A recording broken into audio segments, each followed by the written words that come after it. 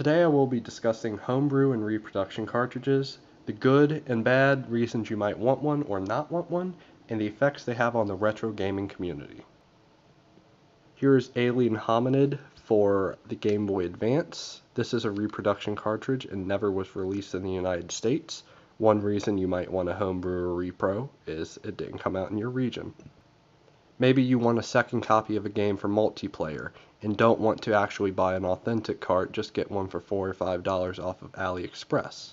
That's another reproduction cartridge and a reason to buy one.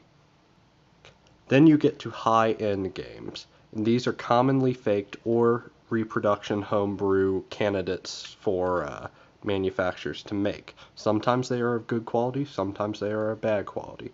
Here is Resident Evil Gaiden. As you can see, it does not have an original style label, and it's very easy to tell it's a reproduction.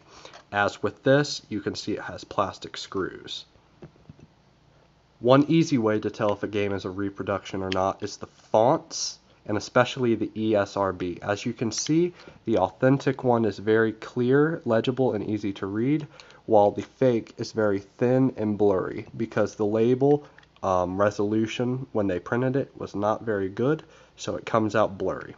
As with the classic NES series of games, they are a distinct color gray, different from the standard gray of a GBA cartridge. So with this copy of Mario Bros. Classic, there's no comparison. You couldn't pass this off unless you haven't seen a classic NES cartridge before. So that's an easy way to tell with those. One sign a lot of people don't cover is in every single game, unless it was a misprint, there is a number.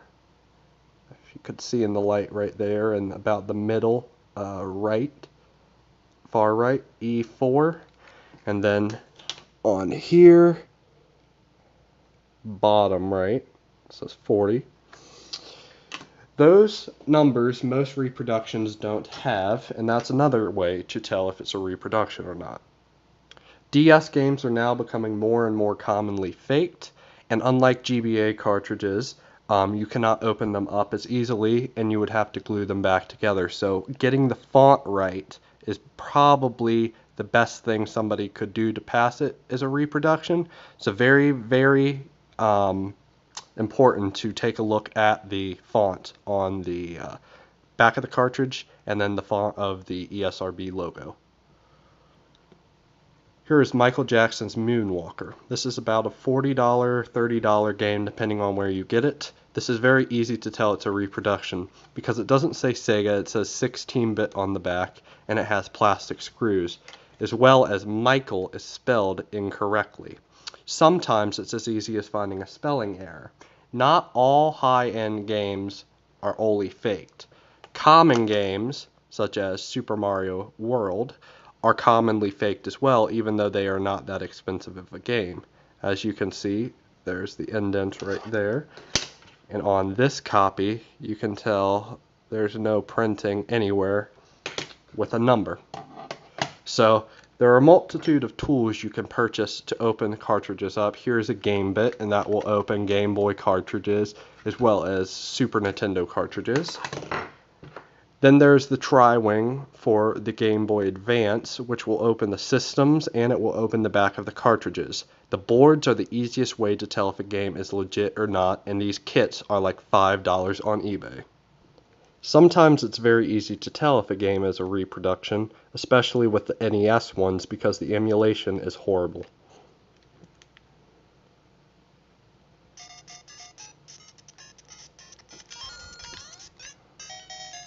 Plays way too fast. Here's an authentic copy for comparison.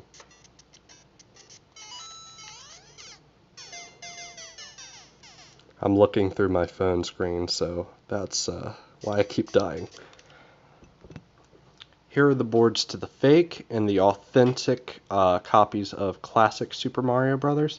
As you can see, this board has a Japanese sticker on it, which Nintendo boards do not have those stickers on it, as well as these globs. Always it's just the chip, the ROM, EEPROM. Sometimes there'll be a save battery depending on how old the cartridge is and if it uses flash memory or battery to save.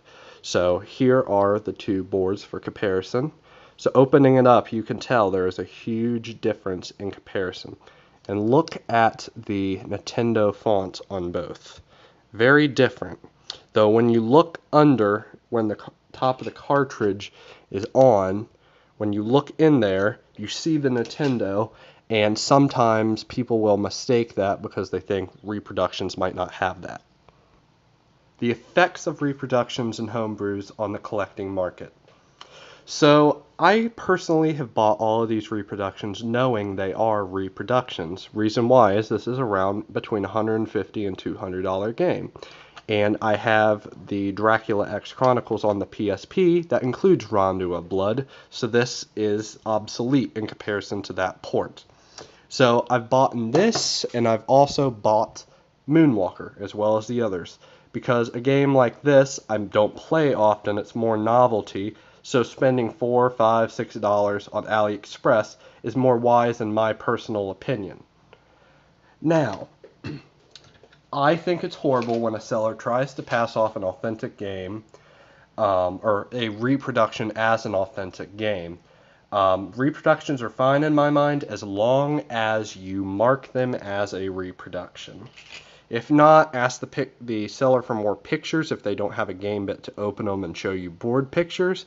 Just remember, fonts, spelling errors, color of the cartridges, and then the boards if you can take them apart. So the verdict, reproductions, if you're just a beginning collector and don't have a lot of money to spend, are great. For a true collector, they are not authentic and therefore worthless to most people, though such as some very rare games such as stadium events or like the Nintendo World Championship cartridges, there are reproductions that are of very high quality, such as a Street Fighter II reissue. That is a reproduction, but it is of great quality because they weren't mass produced, limited numbers.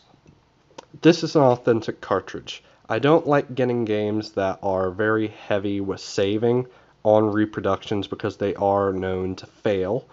So that's the only other thing. If you're getting an arcade game such as Metal Slug Advance or something along those lines that does not save, that's fine, but I would not recommend doing it with reproductions.